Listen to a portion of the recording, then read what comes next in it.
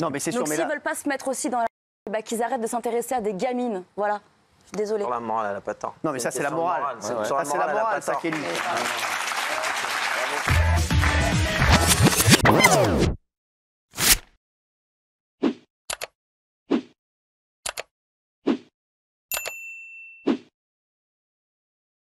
Alors déjà, je voudrais rappeler une chose, c'est que Sébastien, c'est quand même le premier plaignant. C'est ça. Donc c'est le premier à avoir déposé plainte. Voilà, donc c'est la victime. Voilà. Et après, donc il a d'abord déposé plainte pour cyberharcèlement suite à des tweets. Exactement. Après, l'accusation de viol est arrivée. Ouais. C'est quand même très grave. Ah oui. Donc là, il avait toutes les preuves de tentative d'extorsion en bande organisée. Il est allé à la police, il a déposé plainte pour dénonciation calomnieuse, faux usage de faux et tentative d'extorsion en bande organisée. En bande organisée.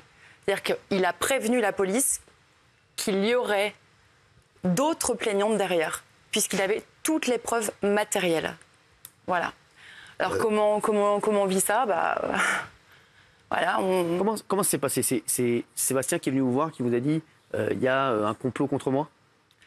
Alors, non. En fait, j'ai pas Twitter, je suis un peu déconnectée des réseaux, j'ai que Instagram, j'étais en shooting photo et j'ai reçu des messages de followers, en fait, bêtement. Et je suis rentrée le soir, il m'a dit, écoute, je comprends pas, voilà, c'est... Presque on croit une blague au début, hein, une mauvaise blague. Et puis voilà... Au début, vous vous dites c'est juste un truc sur Twitter, ça va vite passer, ça va vite s'estomper, ou bien vous sentez tout de suite que ça va prendre une ampleur? Non, c'est pas ça. C'est que quand on voit l'importance des tweets, on peut pas laisser faire ça. C'est-à-dire que tout de suite, il y a du cyberharcèlement, donc on le dénonce. On va à la police, on dépose plainte. Évidemment, on peut pas laisser n'importe qui tolérerait de telles accusations. Ouais. Alors, est-ce que votre mari vous avez déjà parlé de ce complot avant ou pas du tout? Ou il l'a découvert comme vous? Ah ben on l'a découvert ensemble. Ça. Ouais, vous avez déposé combien de plaintes? 2, mais la deuxième est rassemblée en faux usage de faux, tentative d'extorsion en bande organisée et dénonciation calomnieuse. Oui, la dénonciation calomnieuse, c'est contre une des plaignantes, Julie, que nous avons reçue. Voilà. Et quand vous dites que vous avez découvert, c'est-à-dire qu'il ne sait pas, lui, qui pouvait lui en vouloir? Ah, pas du tout. Ouais, vous étiez avec lui au moment des faits, voilà, au moment où il apprend tout ça, tout de suite, quand vous... Alors, au moment où il apprend tout ça, oui, on est ensemble.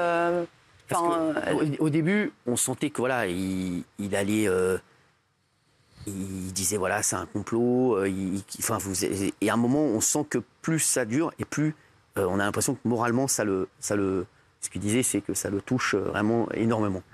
Mais Cyril, si on vous porte des accusations mensongères à votre rencontre, moi, je vais vous dire, telles accusations, vous réagissez comment? Non, mais moi, je vais vous dire, ils ont dit que j'avais un bateau alors que j'en avais 2.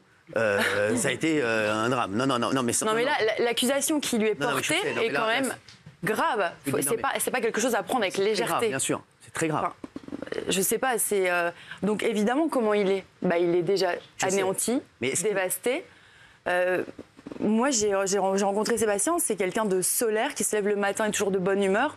Là, quand on a appris ça, Seb m'a dit, je vais vous le dire, hein, si tu n'es pas là, Nat, je me fous en l'air.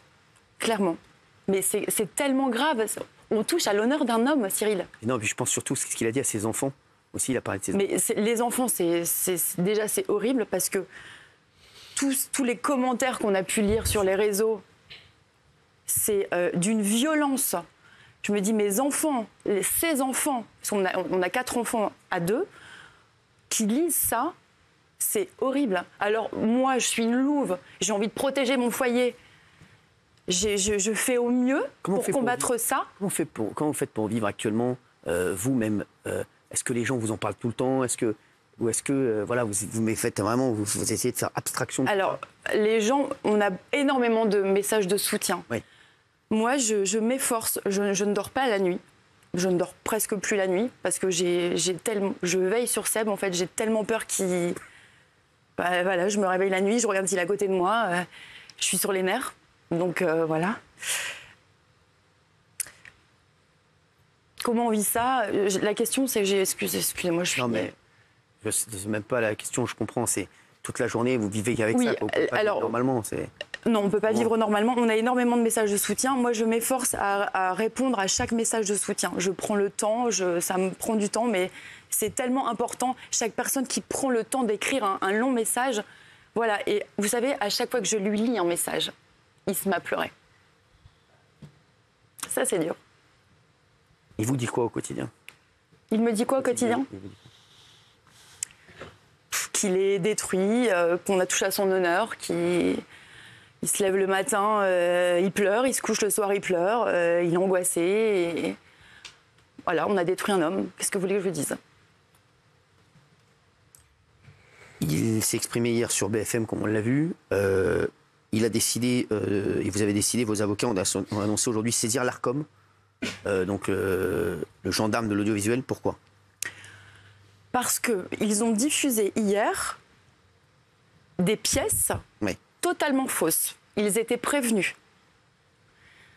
Et ils ont fait le choix de les diffuser. Donc les avocats ont décidé de saisir l'Arcom, tout simplement. Et je pense sincèrement que ces pièces, c'était uniquement pour nuire à Sébastien. Je vous le confirme, oui. Donc voilà. Oui, après, je sais qu'ils se sont vus avant l'interview, puisque l'interview a été préparée avec Coé, et les communicants, les avocats et Benjamin Duhamel, puisque j'ai même, je crois que j'ai même des photos. D'ailleurs, montrer que voilà, ça a été préparé, hein, voilà, avec le journaliste de BFM. Donc le journaliste de BFM avait tout préparé. Donc est-ce que il lui a fait un coup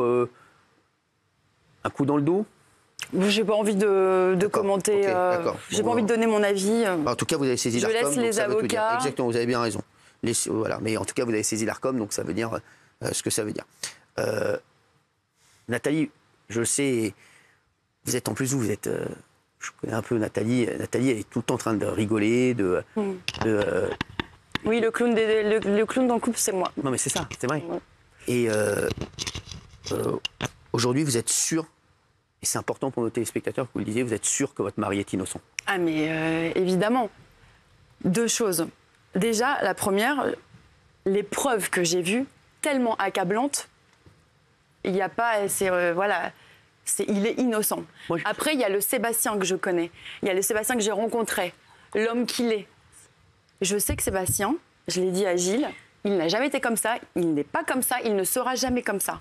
Donc je connais ses valeurs, je connais ses principes, je sais qu'il est gentleman, on s'est rencontrés, on a pris le temps, il n'a jamais forcé aucune femme, d'ailleurs il ne pourrait pas forcer une femme, il n'a jamais violenté une femme. Avec lui, Nathalie? 5 ans. 5 ans, d'accord. Sébastien, il a besoin de voir le plaisir dans les yeux d'une femme, il ne peut pas, enfin, non, il est innocent. Donc, juste, Nathalie, j'entends beaucoup de gens de l'entourage de Sébastien qui disent on a des preuves accablantes. Et c'est vrai qu'on a l'impression que ces preuves, chaque jour qui passe, est-ce que vous vous rendez compte que c'est un supplice pour lui s'il est innocent, et que chaque jour qui passe, le fait qu'il exerce plus son métier, pour lui, c'est le procès médiatique se met en place tous les jours encore un peu plus. Pourquoi les preuves ne sortent pas et on a l'impression que vous les avez depuis des semaines et que ça ne sort pas. Mais oui, j'aimerais bien que ça sorte. Mais le problème, c'est qu'il y a une enquête en cours, ça prend du temps. La police fait très bien son travail, les enquêteurs font très bien leur travail. Ça prend du temps d'interroger, de rassembler, mais les preuves sont là et voilà, ça a encore un peu de patience. Il va mieux depuis qu'on a les preuves et qu'on sait que voilà, les preuves sont accablantes. Donc, il commence à reprendre du poil de la bête, on va dire. C'est l'épreuve la plus dure de votre vie que vous avez subie? Alors, lui, il a connu la perte de ses parents. Il a perdu sa maman. Sa maman est tombée malade à 9 ans. Il a perdu sa maman à 10 ans. Et son papa à 20 ans. Quand vous vous retrouvez orphelin à 20 ans, je peux vous dire que ça, c'est une épreuve. Moi, heureusement, j'ai encore mes parents. Je pense que là, le drame que je vis, c'est une tempête. Je ne peux pas vous expliquer. C'est un cauchemar. On se dit, on va se réveiller. Mais lui m'a quand même dit que c'est presque pire que d'avoir perdu ses parents. Tellement J'ai dit, mais c'est pas possible, à 51 ans, mais Qu'est-ce qui lui fait le plus de mal? Bah, qu'on puisse dire des choses fausses sur lui, totalement fausses. Tout est faux.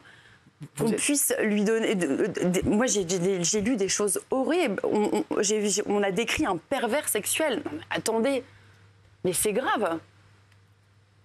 J'ai envie d'hurler, en fait. En tant que femme, Nathalie, est-ce que... et vous l'avez dit, pour vous, il n'y a aucun doute, il est innocent. Est-ce que vous vous êtes mise un moment aussi à la place de ces jeunes femmes qui Bien témoignent? sûr. Et est-ce que vous avez essayé même peut-être de les joindre, de leur parler ou pas du tout? Ah non. Non. Alors, je ne m'abaisserai pas à ça. D'accord, mais vous avez essayé de vous mettre... Alors, non, j'ai essayé de voir avec l'équipe, on a essayé d'identifier la personne. Donc, comme tout le monde, moi, j'ai vu, je me suis aperçue qu'elle m'avait écrit sur Instagram. Déjà, là, j'ai trouvé ça... Ah oui. Je crois que j'ai relu à 2 fois. Hein. Je me suis dit... je sais pas, c'est tellement... j'ai pas de mots, en fait. Et après, l'équipe la connaissait puisqu'elle a envoyé à plusieurs membres de l'équipe des messages, photos, vidéos, plutôt... voilà.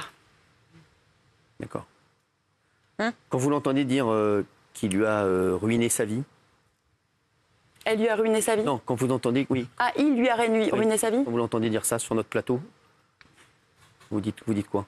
Alors, je vais vous dire, moi, je suis féministe et je défendrai toujours une femme qui dit avoir subi des violences, viols. Je trouve que la parole des femmes est importante, ça c'est sûr. Mais parfois, on a affaire à des mensonges. Et là, il ne faut pas se tromper. Dans ce cas présent, c'est Sébastien la victime. Tout est mensonge. Elle vous a dit quoi sur Insta? La première fois, tu es très belle. Et la deuxième fois, elle a dû répondre à une story, certainement où j'étais avec Sébastien, et c'était dommage, je n'y suis pas. Alors moi, on peut bloquer, accepter, ou bon, voilà. Donc moi, j'avais jamais accepté, donc c'est resté comme ça. Mais je me suis dit quand même, c'est bizarre. Aujourd'hui, donc il n'est plus sur Énergie actuellement. Est-ce qu'il y a des gens du métier qui l'ont déjà lâché ou pas du tout? Il a un gros soutien? Ah non, il a un gros soutien. Ouais. Un gros soutien. Métier, Ah oui. Ça, c'est d'accord. Un gros soutien, vraiment. On va revenir donc sur cette affaire. Racontez-nous alors ce qui s'est passé et avec les nouveaux éléments qu'on a avec Gilles. Alors, le 23 juillet de cette année, une jeune fille de 17 ans va au commissariat de police déposer plainte, commissariat de Pau, déposer plainte pour viol. Et elle cite son agresseur comme étant Frédéric Becbédé. Le parquet ouvre une enquête préliminaire et ce mardi, Becbédé était convoqué au commissariat de police. Il est placé en garde à vue, ce qui est la règle, entre guillemets, la règle du jeu. Là où ça se complique un peu, c'est que la victime est une de ses relations, c'est-à-dire qu'il avait une relation habituelle avec cette jeune fille. Alors, je sais pas, ça ne durait pas depuis des années puisqu'elle a 17 ans. On peut discuter du fait qu'elle ait 17 ans, mais elle est majeure, elle a la majorité sexuelle. Après, on ne juge pas la morale en France. Hein. On en y viendra peut-être un jour, mais en tout cas, pour l'instant, on ne juge pas encore la morale. Donc, cette jeune fille et sa petite amie, entre guillemets, sa maîtresse, ils ont passé la nuit ensemble dans un hôtel à Pau. Ils ont eu une relation intime à un moment donné dans cette chambre d'hôtel. Et elle était consentante. En revanche, il a voulu réitérer l'acte et du coup, elle était plus consentante. Et elle affirme qu'il l'a violée de façon digitale. Bon. C'est quand même une ambiance un peu compliquée, un peu complexe. Évidemment, si elle ne voulait pas avoir cette deuxième relation sexuelle, c'est tout à fait son droit. et s'il l'a forcé, effectivement, il y a viol. Mais là, je souhaite bon courage aux enquêteurs, aux magistrats instructeurs pour démêler le vrai du faux, parce que lui conteste farouchement les faits. Donc là, dans ces cas-là, c'est comme souvent la parole de l'un contre la parole de l'autre. Et on va croire Kramer qui contre Kramer. Non, mais on croit qui on croit Becbédé, on croit cette jeune fille. C'est extrêmement compliqué. Il n'y a pas de comment dirais-je, de preuves scientifiques, d'ADN, de choses comme ça. Ils sont ensemble dans la même chambre d'hôtel. Effectivement, il y a sûrement de l'ADN partout, des deux. Donc, en termes de police technique et scientifique, il n'y a rien. En termes de téléphonie, il n'y a rien. Donc, c'est pas... Ils s'étaient revus entre cet été et maintenant ou pas du tout? Alors ça, je n'ai pas cette information. Je vous rappelle, il était d'après Gilles, non. On ne sait pas. Non, on ne sait pas. Non. Il est en garde à vue depuis ce matin. Donc, alors la garde à vue a été élevée, ce qui est plutôt bon signe. C'est-à-dire que les policiers lui ont posé les questions qu'ils considéraient devoir lui poser et ils l'ont remis en liberté. À ma connaissance, il n'est pas mis en examen. Donc il n'a pas été déféré devant un juge d'instruction, ce qui ne veut pas dire que l'enquête s'arrête à ce stade. Elle va certainement se poursuivre, il y a des investigations à mener, elles vont être menées, mais aujourd'hui, Frédéric Becbédé nie totalement les faits et cette jeune fille affirme qu'il y a eu viol. Voilà. Cyril, peut-être juste une précision. On en parle parfois, mais c'est pas parce qu'il y a eu un rapport sexuel consenti. Je dément pas ce que vous avez dit, mais je voudrais appuyer. Il peut très bien y avoir un premier rapport sexuel consenti et un deuxième forcé. Et ça reste un viol, ça peut être un viol. On va rappeler aux téléspectateurs qui nous rejoignent, c'est ça, c'est qu'il y a eu l'absence de consentement. Rappelez, parce qu'il y a eu un premier... Oui, il y a eu un premier rapport sexuel consenti, là, tout le monde est d'accord. Non, mais je dément pas. J'ai dit exactement la même chose il y a 3 minutes. Là où je suis complètement d'accord avec vous. Elle est beau gosse, là. Sauf que la difficulté, c'est comment on démêle tout ça. Bien sûr. Non, mais c'est pour aussi les téléspectateurs. Bien sûr. C'est pas parce qu'il y a un premier rapport, c'est pas parce qu'on fait l'amour une première fois qu'une deuxième fois on peut se passer de consentement. Et je rappelle que même dans un couple, l'absence de consentement, c'est un viol. Le viol conjugal. Voilà, viol conjugal. Voilà. Et on parlait de pénétration digitale, c'est aussi un viol. Toute forme de pénétration, c'est un viol. C'est ce qui est dit alors. C'est ce qui est dit. Voilà, ce serait une pénétration digitale qui est un viol. Ça, il faut le dire aussi. Alors, c'est vrai qu'il nie et son avocat a même demandé en garde à vue des actes d'enquête complémentaires. Alors ça, c'est un peu pour retourner la situation, mais il a tout à fait le droit. C'est-à-dire qu'il va demander, je pense, y a-t-il des expertises médicales, parce que c'est peut-être le point faible. Est-ce qu'il peut y avoir une confrontation? Est-ce que le dossier peut avancer comme ça? Pour le moment, il n'est pas mis en examen, mais l'enquête préliminaire se poursuit. Donc, sur le déroulé des faits et sur la manière dont ça se terminera, pour le moment, on ne peut absolument rien dire. Voilà. Le témoignage et la plainte de cette jeune femme ont paru suffisamment crédibles pour qu'une enquête soit ouverte. Voilà. Alors, donc ce serait déroulé dans une chambre d'hôtel, comme on a dit. Oui. La garde à vue a été levée en fin d'après-midi. Oui, absolument. Alors, juste pour dire, l'hôtel dans lequel ça se serait passé est bien connu de Frédéric Becbédé, puisque c'est un hôtel dont je crois il a été lui-même actionnaire pendant plusieurs années. Exactement, la Villa Navarre. Donc il a été actionnaire, je crois, de 2011 à 2015. Voilà. Donc il connaît l'endroit, ce qui ne préjuge de rien également. Voilà. La garde à vue, il s'est exprimé. Et encore une fois, pour que son avocat demande des actes complémentaires, c'est une manière de, entre guillemets, selon la défense de Frédéric Becbédé, potentiellement fragiliser le témoignage de la plaignante en disant « nous allons contre-attaquer ». Voilà. J'ajoute quand même que le fait que la garde à vue ait été levée, qu'il n'ait pas été ni mis en examen, ni comme témoin assisté, laisse entendre quand même la fragilité de l'accusation. Oui, vous vouliez rajouter quelque chose, Jean-Christophe? Et l'impossibilité d'établir des preuves. Donc ça, on verra. Ça, on verra. Comment tu veux. Ça va être compliqué. Cela dit, ça va être compliqué. Et franchement, j'ai toujours connu Frédéric entouré. J'ai jamais eu de problème pour séduire ou pour avoir les plus belles filles du monde à ses pieds. Oui, c'est une rockstar. Donc, c'est une rockstar, franchement. Donc, est-ce qu'il a besoin de...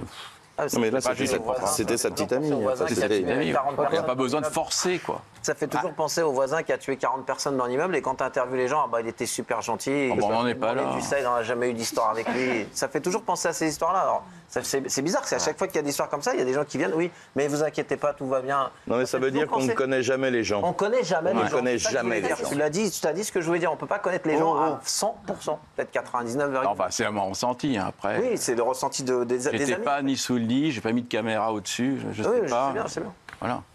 Non, mais oui. Non, mais en fait, moi, je pensais aussi, je me disais que la fille, elle est jeune. Mais ça, Donc, elle est parents. 17 ans. Elle est mineure, hein. Ouais. C'est pas la fille. Alors à ce moment-là, si vous parlez des parents, Elle est majeure sexuelle. Non, mais c'est avec BD. Pourquoi tu vas chercher une fille de 17 ans? C'est aller dans cet axe-là à ce moment-là. S'il a quel âge? Non, c'est pas la question. Ah ouais, c'est pas la question. Pas la question, c'est de la morale. Avec une petite de 17 ans, c'est qu'il a des problèmes psychologiques. Il a quel âge, Frédéric? 58. 58 ans. Donc il a 58 ans, il veut faire l'amour avec une petite de 17 ans, et c'est qu'il a de base des problèmes psychologiques. Je suis désolée. Non, mais ça, je vous dis pas le contraire. On ne juge pas la Mais morale. on peut le dire quand même. Parce on que ne là, juge pas la morale dans ce pays. Ils avaient une relation depuis plusieurs mois qui était. On n'a pas ces relations-là quand on a cet âge-là déjà de base. Vous n'êtes pas le juge de sa. On peut avoir un peu de bon sens aussi quand même. Moralité, il fait ce qu'il veut. La vraie question, c'est est-ce qu'il y a eu viol ou pas viol. Après, qui dorme avec une jeune fille, qui couche avec une fille de 17 ans. Ça, c'est la morale. Vous choquer, ça, je peux le c'est la morale. Je peux l'entendre. Après, ce que dit Kelly, c'est aussi ce que peuvent ressentir beaucoup de gens. Elle est peut-être aussi très jeune pour savoir ce qu'elle a vraiment envie de faire. 17 ans, c'est très jeune. Mais je ne dis pas le contraire. Non, mais c'est sûr. Donc s'ils veulent pas se mettre aussi dans la merde, qu'ils arrêtent de s'intéresser à des gamines. Voilà. Je suis désolée. Sur la morale, elle n'a pas de temps. Non, mais ça, c'est la morale. Ça, c'est la morale, ça, Kelly.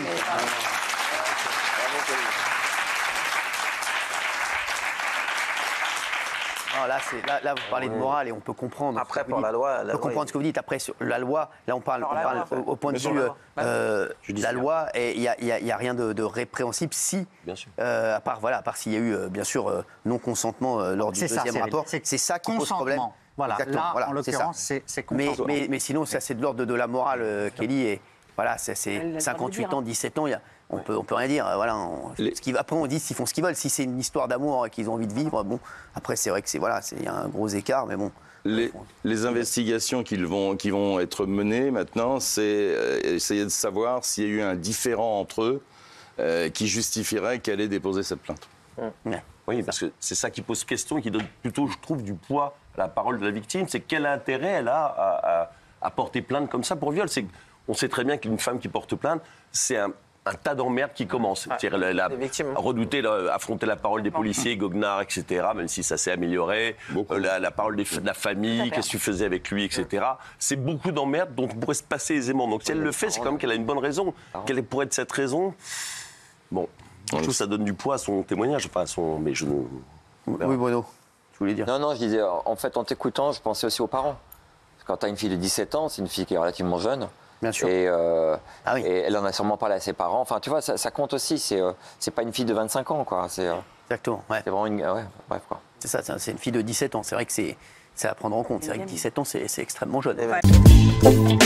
Et il se singularise par ça, mais c'est ultra violent. Il va être sanctionné, il risque 2 ans de prison, Cyril. Bien fait pour sa gueule. Ouais, Polska, comment vous pourriez dire, en regardant Gilles Vernet, en polonais, Gilles, je te trouve très beau et très sensuel?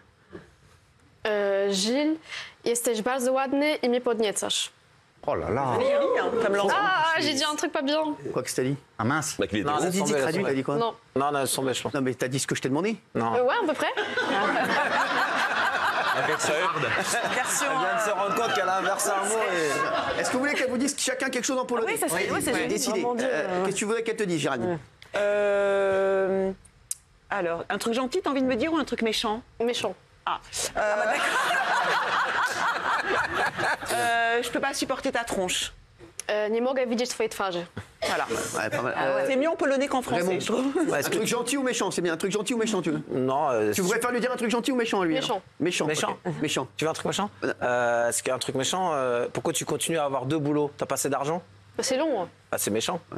Mais c'est long, elle a dit. C'est long, ouais. Non. Alors, je sais pas, un truc méchant. Bon, ben, dis-lui, traite-le de. Traite-le. Ouais, sors-moi une insulte comme si je t'avais fait une queue de poisson en voiture. Jesteś gównem.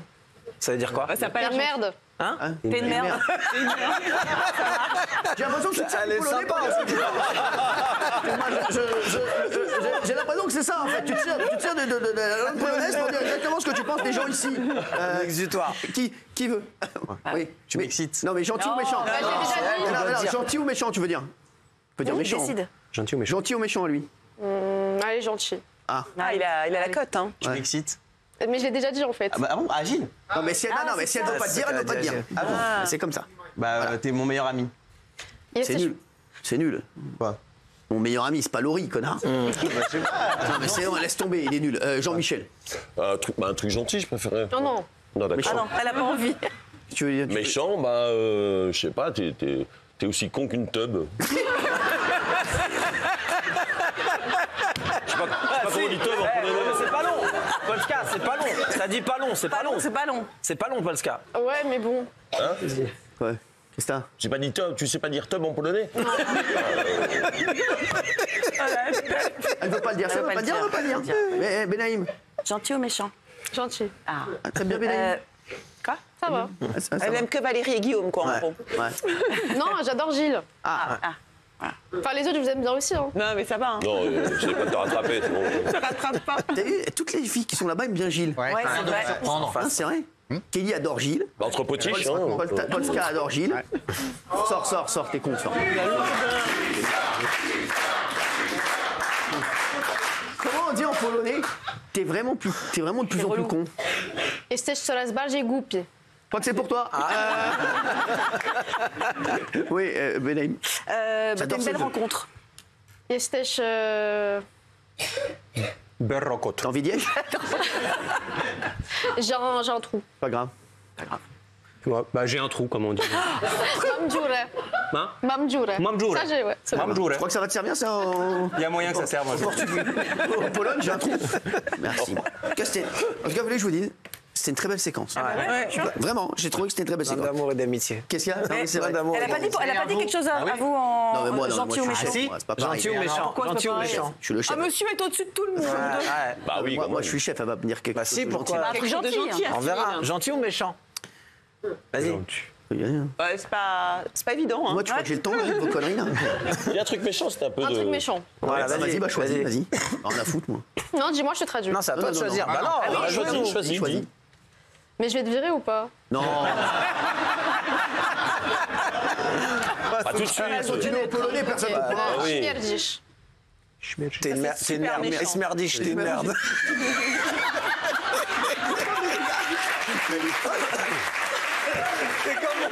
On a le même mot. Viens me le dire. On a le même mot. Non, mais attends. Ça a l'air pire que ça. Ouais, ça a l'air Non, c'est un vrai bail. Je pense que c'est un vrai bail. Tu pues du gland. Mais elle est folle. C'est quoi? Mais attends, mais c'est une tarée. Vous êtes choqués, vraiment? Non, mais sans rigoler. Non, c'est vraiment ça? Hugo, on peut pas le dire. Est-ce que tu peux dire ce qu'elle a dit? Non, on peut pas le dire. Alors franchement, en grec. Est-ce que tu peux dire même en allemand ce qu'elle a parce dit en que grec? Je m'attendais à tout sauf à Est-ce que ça. tu peux le dire en allemand? Non, en grec. En grec, vas-y, en grec. Bah, en grec. Me dire ça. Vromas si pusti. Mais pourquoi vous avez dit ça? Mais il vous a dit quoi? Vromas. Vromas. Non, c'est vrai, c'est vrai. Mais elle est complètement folle. Mais c'est quoi qu'elle Je a pense dit? que vous allez le virer.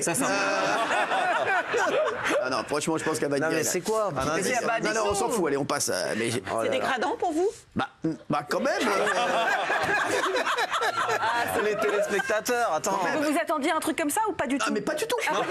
Et est-ce que c'est vrai ou c'est une fake news? Non, c'est une fake new, je sais pas d'où Ah elle a bah l'info. c'est pas grave alors si c'est une fake news. Je sais pas d'où elle a l'info. Vas-y, Pour les balance. téléspectateurs au moins. Bon, on se doute. Nous on s'en fout. Faut pas dire. Faut pas le dire. Regardez en privé. C'est vrai? Ah bon? Ah, c'est Faudrait vrai? régler ça On en se doute, privé, on se ouais. doute. Ah ouais. Vous êtes heurté?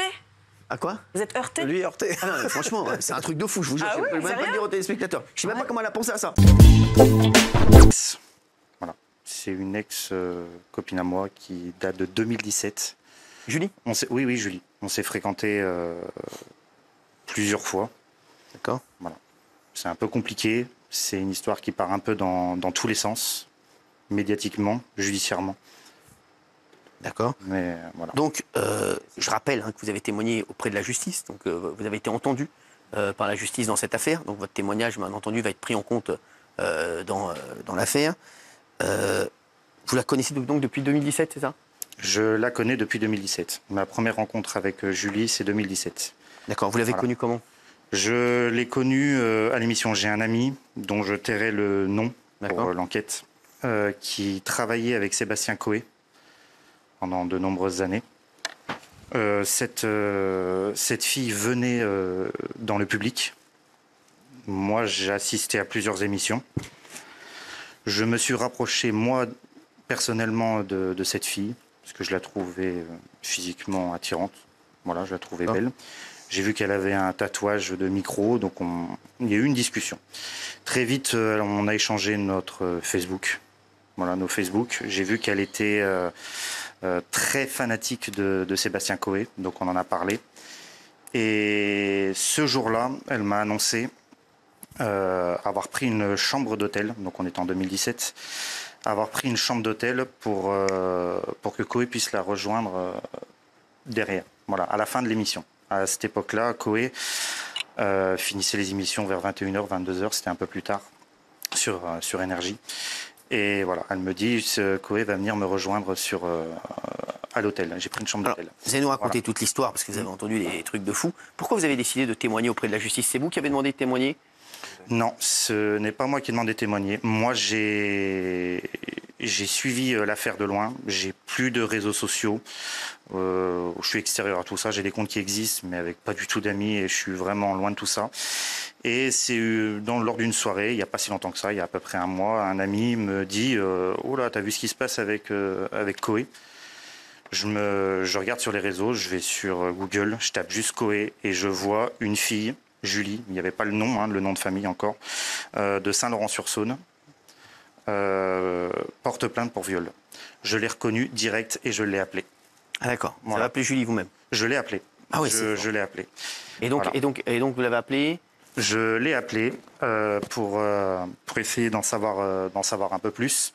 Parce qu'il faut savoir que lors de notre rencontre, je refais un petit point. Allez-y, avec plaisir. Il n'y a pas eu de... Coé ne l'a pas suivi, du moins à la chambre d'hôtel ce jour-là. C'était un mytho qu'elle s'est inventé et tout, parce que c'est moi qui suis allé à cette chambre d'hôtel. Il s'est passé ce qui s'est passé, on s'est rapprochés. Moi, alors je dis pas que je suis tombé amoureux, mais je me suis accroché à cette fille. Je me suis assez vite rendu compte qu'elle était là uniquement pour pouvoir se rapprocher de Coé. Voilà, elle était vraiment hystérique de Coé. C'est ce que vous avez dit à la justice? C'est en cours, voilà. Tout ce qui est à faire vraiment justice, je ne veux pas en parler parce qu'il y a une enquête qui est lourde. Je sais qu'il y a une partie médiatique qui avance beaucoup plus vite que la justice. Maintenant, tout ce qui est de l'ordre judiciaire, je ne peux pas, voilà. Vous avez été entendu ou pas? J'ai une petite, ça je peux pas répondre sur ce sujet-là. Maintenant, je sais que les preuves, et je remets la petite parenthèse que je voulais dire, tous les enregistrements dernièrement, quand j'ai repris contact avec elle, toutes les conversations ont été enregistrées. J'ai fait des captures d'écran, des enregistrements audio. Voilà, parce que j'ai des... Pourquoi vous avez fait ça pourquoi? J'ai fait ça parce que je sais très bien qu'elle mentait. C'est un stratagème qu'elle a monté avec plusieurs personnes. C'est depuis déjà 2017, elle en parlait. Alors c'était quoi ce stratagème pour vous? Ce stratagème, il y a un aspect extrêmement financier derrière tout ça. C'est juste une histoire d'argent. Voilà, c'est ce que j'en compte. Et une histoire d'ego. Une histoire d'ego. Elle est jalouse, maladive. Je pense que j'ai vu l'émission de... Moi, je la connais, je l'ai jamais rencontrée, je l'ai jamais vue, Nathalie Dartois, parce que Coé n'était pas... Voilà, la femme de Coé. Je me suis... Du moment où il a annoncé son couple, elle a été extrêmement jalouse. Voilà, extrêmement jalouse de sa situation. Donc il y a un ego, mais il faut savoir que je ne peux pas donner de nom. Ça ressortira un jour, tout ce que je dis, mais ça ne vient pas forcément d'elle. Il n'y a pas que elle. Voilà. À savoir qu'elle a posé, parce qu'elle l'a fait avec Sébastien Coé, mais je sais aussi, et j'en ai les preuves, elle l'a fait avec d'autres personnes. Elle a déposé plainte aussi contre d'autres personnes pour viol. Voilà, des personnes qui ont de l'argent. D'accord. Qu'est-ce que vous lui avez dit quand vous l'avez appelé dernièrement? Qu'est-ce que vous avez dit que vous l'aviez appelé? Alors, moi, j'ai joué la carte de rentrer dans son jeu, de dire c'est bien ce que tu as fait et tout. Moi, je voulais absolument qu'elle crache le morceau. Mon but, c'était de contacter, alors ça a été compliqué, ça a été difficile, mais de contacter Sébastien Coé. Parce que je ne suis pas un fanatique de Coé, mais c'est quelqu'un qui m'a toujours touché quand j'allais à ses émissions. C'est quelqu'un qui m'a extrêmement touché parce qu'il est parti de rien. Tout ce qu'il a construit, il l'a construit jeune. tout seul et sans l'aide de personne. Donc lui flinguer, parce qu'il n'y a pas d'autre mot, sa carrière, à cet homme-là, j'ai trouvé ça extrêmement dégueulasse. Donc là, j'étais entre deux parties. Il y a Donc vous vous êtes dit, même si vous ne connaissiez pas Coé personnellement, vous vous êtes dit, je vais essayer d'un peu d'influence, voilà, d'intervenir dans cette affaire. Essayer d'avoir des informations, c'est ça? Voilà. Moi, j'ai voulu essayer de... j'ai envoyé déjà un premier message à des connaissances de Coé, des personnes qui ont eu travaillé avec lui en tant que stagiaire. Et de fil en aiguille, j'ai pu... une personne travaillant avec Coé m'a rappelé, une personne proche de Coé, pour avoir des informations. À ce moment-là, on m'a demandé de savoir si je pouvais en avoir plus d'informations. Et c'est ce que j'ai fait. Donc c'est pour ça que j'ai prêché le faux pour avoir le vrai, de rentrer en contact avec Julie ainsi que d'autres personnes, parce qu'il y a d'autres personnes, c'est pour ça qu'on appelle bien de la bande organisée. Il y a d'autres personnes qui sont là pour le nuire et lui piquer de l'argent. Ça ne s'est pas passé du tout comme prévu. Qu'est-ce qu'elle vous a dit quand vous l'avez eu au téléphone? Parce que vous l'avez eu le jour où elle est venue ici d'ailleurs. Elle était dans le train. La première fois que je l'ai eu au téléphone, elle était en route. Le premier jour où elle est venue, masquée avec sa capuche ici. Et je lui fais avouer très vite. Je lui fais avouer très vite le fait qu'il y a de l'argent, à la clé. Voilà, je rentre dans son jeu. Je lui dis, tu sais. En parlant d'elle et d'autres personnes, ils sont prêts à tout pour te faire tomber. Si tu veux que je fasse partie pour t'aider du stratagème, je peux. Et elle m'a répondu, c'est clair, je vais tout donner. Voilà. Maintenant, je ne rentrerai pas plus dans les détails des conversations. Vous avez dit, apparemment, vous avez dit qu'elle voulait le faire tomber depuis 2017. Depuis 2017, elle en parle. Elle dit quoi? Depuis 2017, elle veut mettre en place, je dis bien avec d'autres personnes, parce qu'elle n'est pas toute seule. Et il est prévu de faire tomber Coé. Voilà. Mais c'est quoi le plan de base alors? Agression sexuelle, viol. Et donc quoi, pour faire de l'extorsion de fonds, selon vous? Voilà, il y a une rumeur qu'elle m'a sortie un jour, comme quoi c'est facile de mettre des messages sur les réseaux sociaux. Les avocats des personnes connues appellent très vite pour faire effacer contre de l'argent. Donc ça a été son but.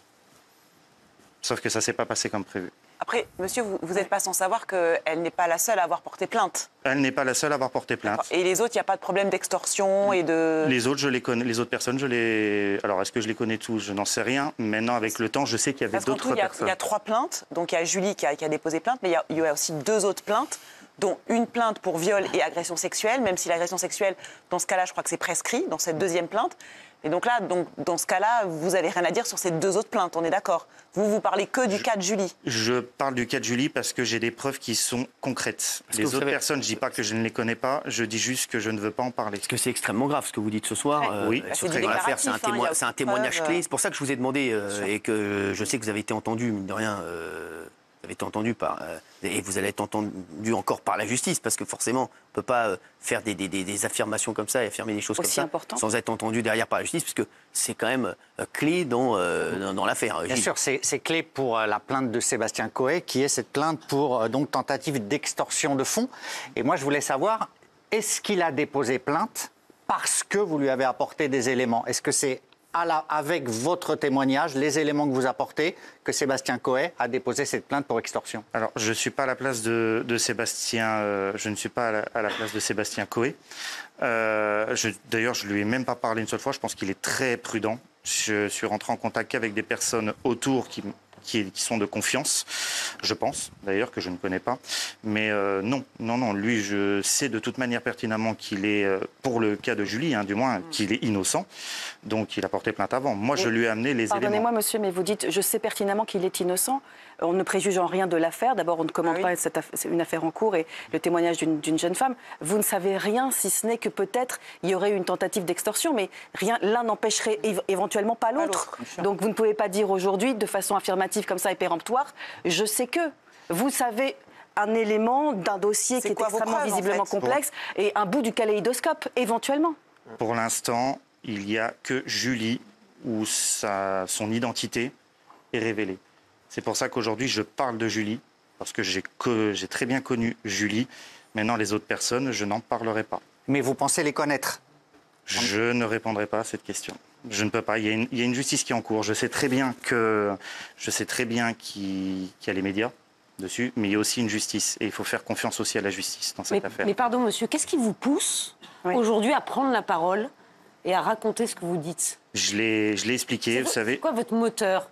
Mon moteur, on m'a posé la question, bien entendu, savoir s'il n'y avait pas un intérêt financier derrière. Je peux l'assurer que non, si c'est dans ce sens-là que vous voulez aller. C'est uniquement parce que je trouve ça dégueulasse, la façon d'avoir fait tomber. Voilà, c'est tout. Il n'y a pas non plus de vengeance envers Julie. Elle a foutu aussi le bordel dans mon couple. Alors justement, parce que moi, je peux vous dire aussi... Non, mais je peux vous dire aussi, vous aussi, vous étiez très amoureux de Julie et vous essayez de vous venger de Julie. C'est ce que je peux dire aussi. Bien sûr. Voilà, on peut se dire ça aujourd'hui. Et de lui nuire. Exactement, parce qu'on peut dire, je vous avez dit que vous aviez une aventure avec elle, que vous étiez amoureux d'elle, que Julie, apparemment, elle était amoureuse de quelqu'un d'autre. Et je vous dis toutes les possibilités, voilà, même ce que les gens se posent la même question que moi. Hein. Ils se disent peut-être c'est pour vous une manière de vous venger de Julie parce qu'elle vous a fait du mal et parce que vous êtes encore peut-être amoureux d'elle, ce qui est tout à fait votre droit. Et peut-être que voilà, vous êtes un amoureux éconduit, voilà, et que vous dites, moi aussi, je vais essayer de fragiliser Julie. Une jeune fille qui Donc, déjà on vous a posé cette question. On me l'a posé et j'ai répondu. Je n'ai jamais été amoureux de Julie. Ça a été très vite. Maintenant, il y a une affaire qui est en cours. Je ne peux pas rentrer non plus dans les détails. On avait des amis en commun. On a des amis en commun qui ont fait une image très dure d'elle parce qu'il s'est avéré que le monde est petit. À ce moment-là, on habitait dans le même village à côté de Mâcon. Voilà, à cette époque-là. Alors, parce que aujourd'hui, votre témoignage, vous vous rendez compte que si votre témoignage, il faut être sûr de vous, parce que vous vous rendez compte que devant la justice, ça va être un témoignage qui va être clé. Bien sûr. Et que si le témoignage ne correspond pas à la réalité, il faut qu'il y ait des preuves. Exactement. Là, c'est vrai que là, ça peut être extrêmement grave aussi pour vous. Donc pour vous, elle n'a jamais été violée, en fait. Tout ça, c'est de la mythomanie, c'est une invention de sa part. Par rapport à déjà Koé, par rapport à ce que j'en sais, oui. Et je reviens sur ce que je disais, je ne serais pas là si j'avais pas des preuves concrètes. C'est quoi vos preuves concrètes? Oui, c'est preuves. C'est des enregistrements audio avec son numéro de téléphone et des échanges de SMS, sachant que c'est des SMS. Moi, j'ai un iPhone, j'ai changé plusieurs fois d'iPhone, j'ai toujours le même cloud. Il y a plus de 70 000 messages. 70 000 en tout. Parce qu'il y a plusieurs personnes. Je reviens, il n'y a pas que Julie. 70 000 messages dans cette histoire. Dans cette histoire. Mais vous avez tout fourni à la justice, à la police? Tout a été fourni. Ah d'accord, vous avez donc là, oui, donc vous avez tout fourni à la police. Je suis pas là. Non, mais c'est important qu'il le dise. Oui. Donc vous avez tout fourni à la police. Tout à l'heure, vous l'aviez pas dit clairement. Donc là, la police a tous les éléments. Il y a oui, non, mais ça, vous dites rien. Hein. Par rapport à mes éléments à moi, oui. Maintenant, est-ce qu'ils ont tous les éléments de toute l'enquête? Je n'en sais rien. Parce qu'il y a deux affaires. Oui. Il y a d'une part une affaire d'extorsion de fonds et une autre part une affaire de viol. Oui. Est-ce que vos preuves disculpent Koé Parce que l'un n'empêche pas l'autre, également, encore une fois. Est-ce que Julie a écrit « Je n'ai jamais été violée, j'invente tout ça ». Ça, je ne peux pas y répondre. Ok. Mais est-ce qu'il est disculpé Pour moi, oui. Pour vous, oui. Pour moi, oui. Par rapport aux preuves que j'ai, oui. Mais pardonnez-moi, monsieur, mais moi, ça me semble toujours étonnant quand on appelle quelqu'un qui a été une ex-maîtresse ou quelqu'un de très proche, en tout cas, d'avoir le réflexe d'enregistrer la conversation. Pour quelle raison vous avez, quand vous avez eu cette Non, mais il l'a dit, parce que non, mais il l'a fait sciemment. Non, mais Benaïm, là, tu débarques. Excuse-moi, excuse-moi, il l'a dit depuis le début, ça. Il l'a dit tout à l'heure. Non, mais les mecs, écoutez ce qu'il dit. Excusez-moi, là, on tourne on pédale dans la choucroute. C'est étonnant. Non, je te le dis, il a fait exprès parce qu'il a dit qu'il voulait aider Koé et qu'il avait l'intention de piéger Julie pour... C'est ça? Oui, tout simplement. Je suis rentré dans son jeu, comme je l'ai dit. Donc vous saviez qu'il y avait un jeu? Je savais, oui, que je savais de toute manière... Avant de l'appeler, vous saviez qu'il y avait un... Avant de l'appeler, de toute manière, j'avais mis en place, j'ai essayé de réfléchir un peu. Bon, je l'ai appelé quand même assez vite. Hein. Et quand j'ai su... Elle s'est doutée de rien, elle vous a tout dit? Et elle s'est doutée de rien.